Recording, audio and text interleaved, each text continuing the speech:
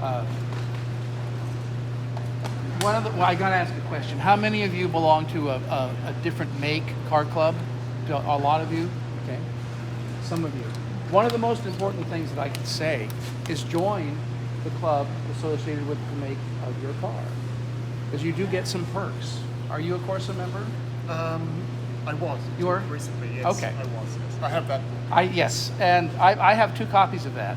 One is still packed. The other one I got when I rejoined Corsa after a few years. That resource, having that provided by the club, is an outstanding thing for people who have not any great familiarity with the car. And that book has a wealth of information. Granted, it's a little older publication, but everything in it is still mostly reasonable.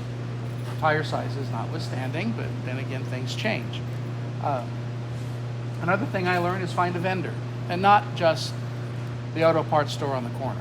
Find a vendor who's invested emotionally in what you have, and they're out there. Clark's Corvair Parts, they're in Massachusetts. They're our largest Corvair vendor. A lot of the people who've retired over the years, they bought them out. The husband and wife team who started this 50 years ago, that's hard to believe, started buying parts because they were restoring 2 Corvairs. And they would buy parts everywhere they went. They'd stop in dealerships as they traveled and pick up whatever leftover Corvair stuff they had. They soon found themselves, through word of mouth, selling Corvair parts in the evenings and weekends out of their rented house. And now it has become a very sizable business. Not only does their catalog have parts, it's got all sorts of parts, all sorts of expensive reproduction stuff. It's loaded with tech information, color samples, all kinds of stuff that you'd be hard-pressed tracking this down with a lot of other vendors. Are they expensive? Sure, some of their stuff is expensive. But if you order a reproduction part, you're going to get a good part. You're going to get a part that's either exactly like GM put out or better. In many cases, they've re-engineered things. And they tell you how they've re-engineered them as well. Yes, they do. They give you great detail. Fabulous tech information in here. Better than GM. Oh, yeah. Come on, that's not hard. They offer interior kits, and not just half-assed stuff that you can get anywhere. They offer seats, door panels, headlining, carpet, exactly made the way GM did. They even have embossing machines for vinyl to do door panels, dielectric work. It's critical to have a vendor who supports you, and it's critical to support those vendors by buying as much stuff as you can, especially the reproduction parts. I mean, what I have is not a Mustang. They're not on every street corner. The parts aren't run off by the billions. There are investments in tooling and so forth. And it's important to support the people who make those investments. One of the things that they've done is reproduce very good quality shop manuals and other literature. This is one of their reproductions that I bought just about a month ago or so. I've seen reproductions offered by other vendors with cloudy copies. The photographs are almost illegible. They're so dark. The typeface is blurred.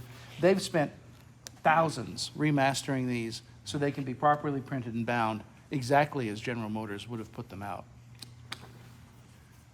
Another thing they've done is assembled all of the different copies of all of the service news that were issued to the dealership service departments over the years. I mean, this is a 65 to 69. They have others for the other years. And this is invaluable stuff. This talks about running changes, different fixes for different problems that came up in the field, meaning our last year of General Motors field testing for their engineers as consumers. And they're invaluable tools if you've got a problem. Or if you, here, this is a great example. This is how to re-drill and move the seat bases to give yourself a little extra rearward leg room, so if a taller driver can have more space. Sure, you could fiddle around and try to do that and break a bunch of drill bits and cuss and have a bad knee for a week. Or you could leaf through that isn't available anywhere else but these people. And they've gone to great expense. The assembly manual is another tool that I've used a number of times when I've been restoring Corvairs, and they're fabulous books. This is what was used running the pilot lines and running the assembly lines when these cars were at Fisher. Some of the stuff in here is applicable to what Chevrolet did, but most of this would have been used by Fisher Body, who provided a very, very complete product as when it slid through the opening from the body plant to the Chevrolet assembly plant.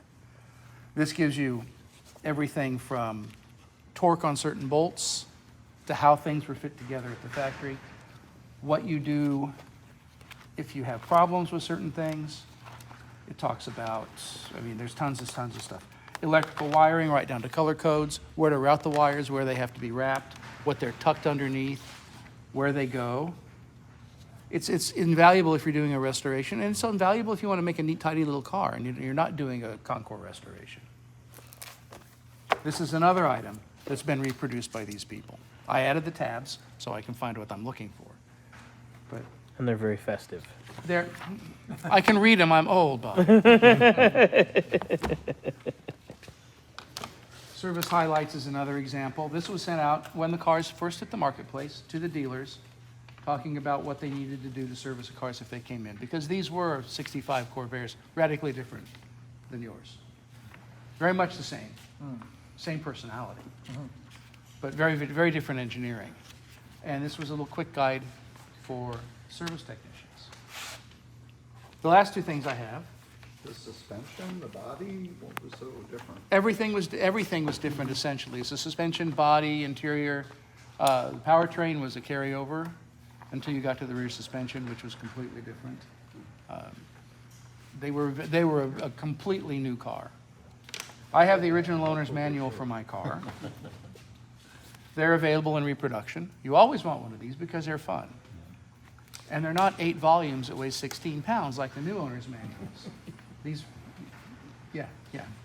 I also have, and this was a real happy find, the original yes. protector, the original, yes. With a little tear out coupon? It has the tear out coupon, some are gone. Actually, all of them are gone. That's a And good all thing. but one or two have been completely filled in. A couple don't have anything other than the date. I also have both halves of the protection plate Yes. with the engine and the axle codes.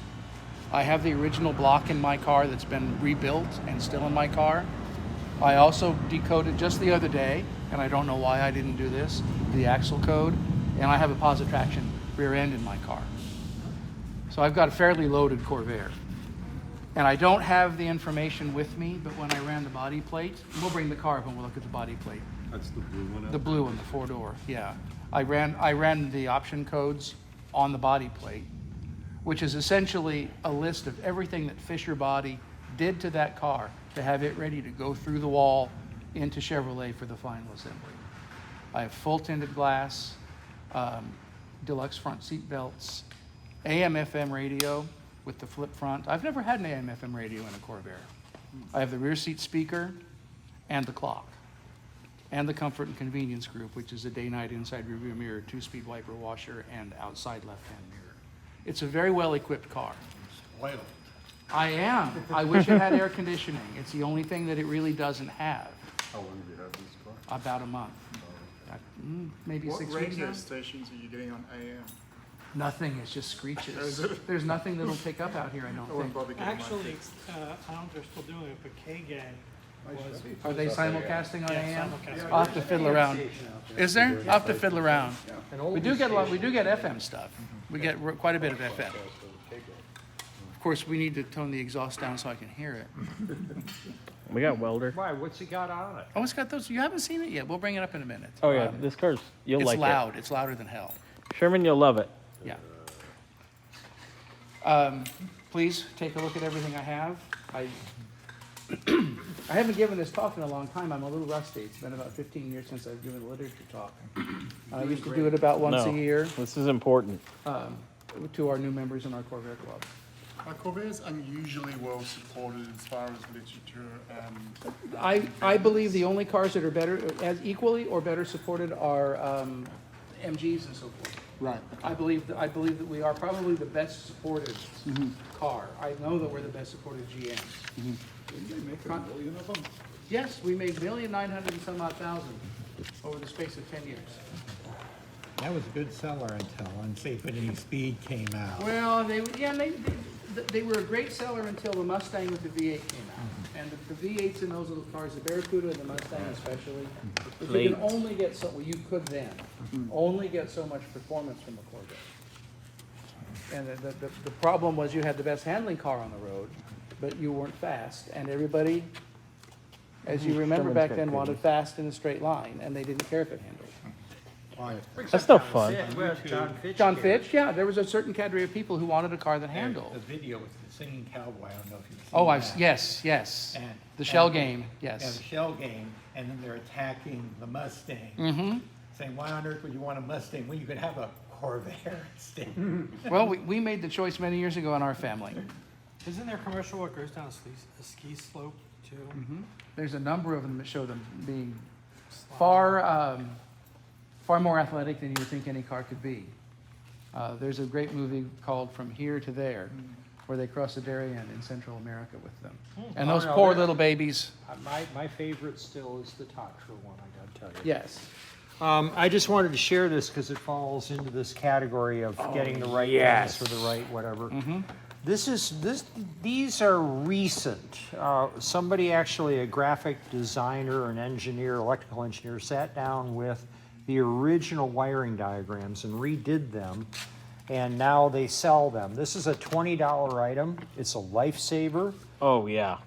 Because everything is easy to see and read and understand. Because it's all color coded and it's laminated, you can't fuck it up. Unless it's for an AMC, then half the time it doesn't I match. found on my car, the reproduction It's- shop it's manuals true. were just black and white, and all the diagrams are in color.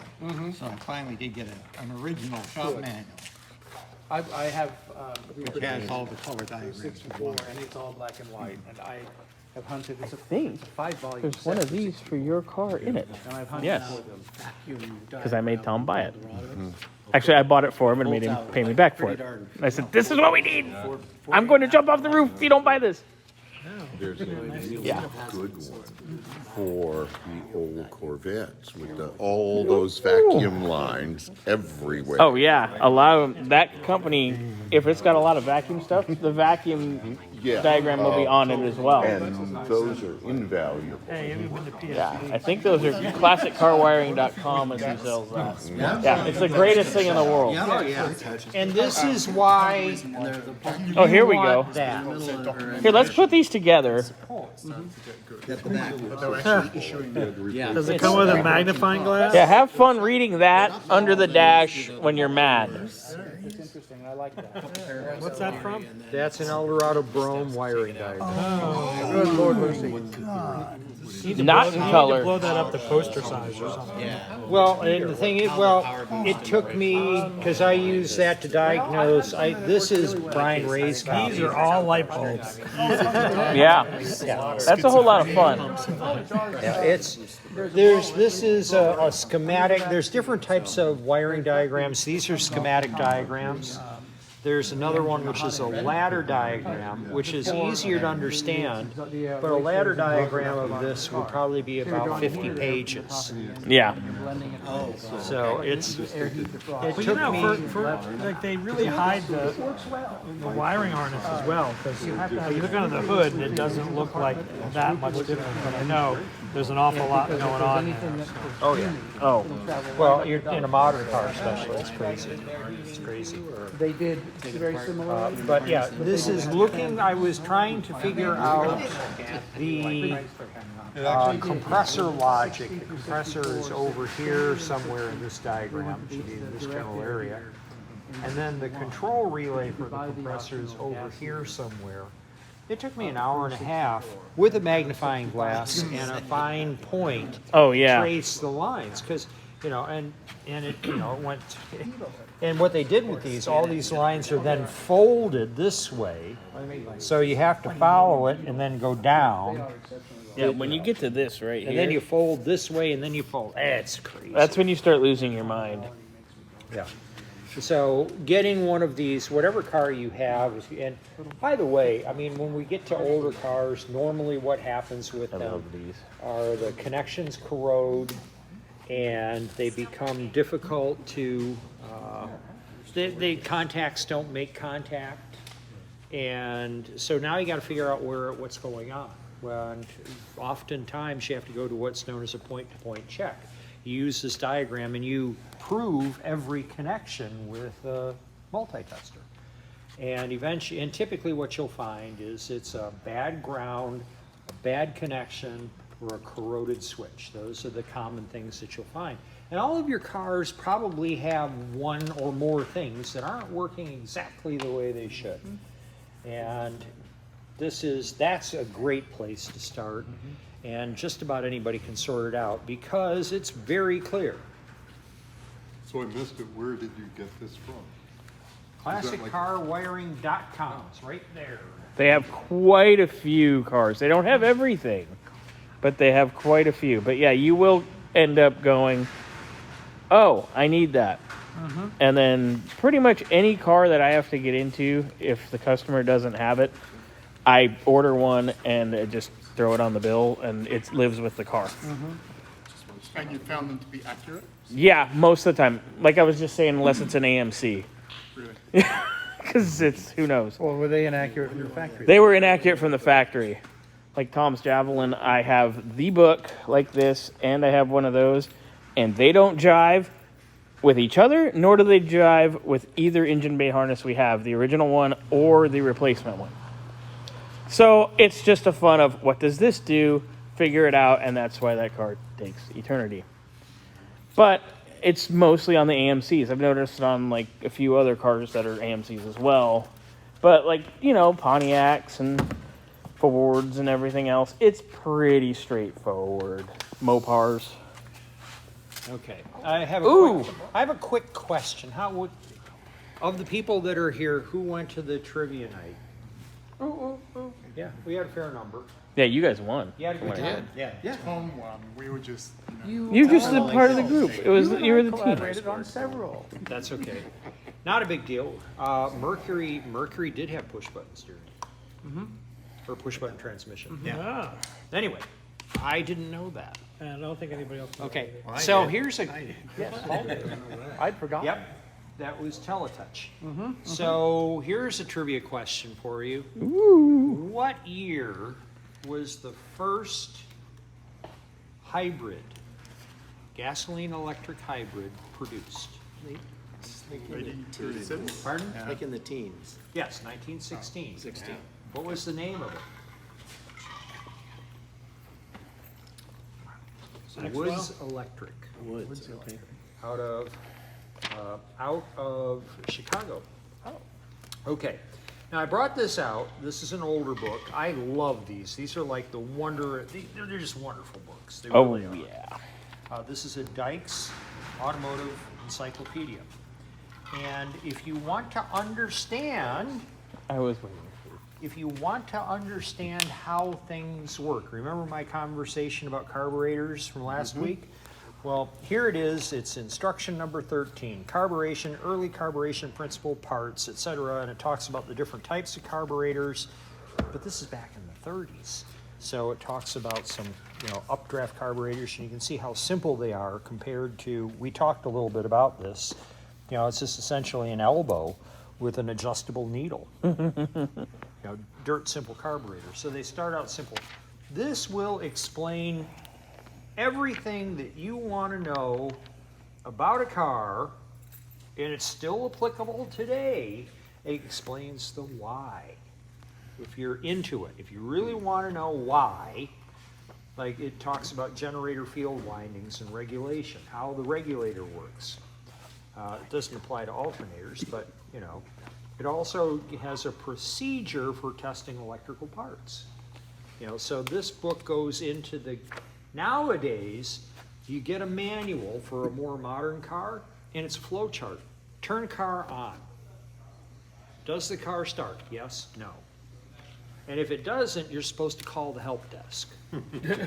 Right? Yeah. Like here's a comment in here in troubleshooting. It says if the lights go dim when the engine is speeded up, the wires are probably reversed at the generator. This has incredible detail about the minutia. These things, you can buy these on eBay Yes, you can. I'm looking right now. About Are you- 15 bucks. Are you hoarding old books too? Shut up. 15, 20 bucks. And it actually goes into, there's more detail further back, how to repair a radiator, bearings. It actually talks about how to babbitt a bearing. But then it goes into dealing, it goes and it starts to talk about specifics. Like here's a fold out that is service and tune-up specification on passenger cars. I mean, it's got detail like you wouldn't believe. I mean, look at all that detail. He's amazing. What year was that published? Well, what they would do is they'd publish these year after year. This one is the 22nd edition. So this is the 22 years in, and it is copyright. New and revised. Yes, it is. Copyright. Started in 1910. This one's actually 1950. 1951, actually. 51. Car books. It's just a cool book to have. If you're a car guy, this is a neat book to have because it explains the principles behind things. And then near the end here, it's a vehicle specific. Chevrolet Master wiring diagram for 1935, for example.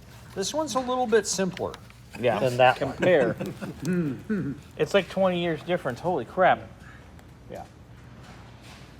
The cars were a lot simpler then. But it's just there's different books. Chilton's and Haynes, they really have no value. Yeah, they're garbage. They really have no value. They are I have a trash. couple of them. I put a whole stack of them because they were free. Car I'm book looking hoarding, at it's a this. problem. And then if you've got a mid-50s Ford, they have these bizarre things called a load-o-matic distributor, which is different than a regular distributor, and it explains the difference. Because we do have some guys that have 50s era Lincolns, Mark IIs, Thunderbirds. They had a load-o-matic distributor. Oh boy, Oh boy, Mike. Oh boy. They did. that's the least of my problems. Teapot carburetor and a load-o-matic distributor. And what did the load-o-matic distributor do that was different?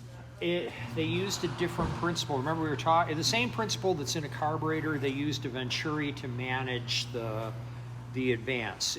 They were trying to do what your computer box does with vacuum, and it was not terribly successful. They only used it for a couple of years, then it went away. Kind of like the Woods Electric. Mm-hmm. Anyway.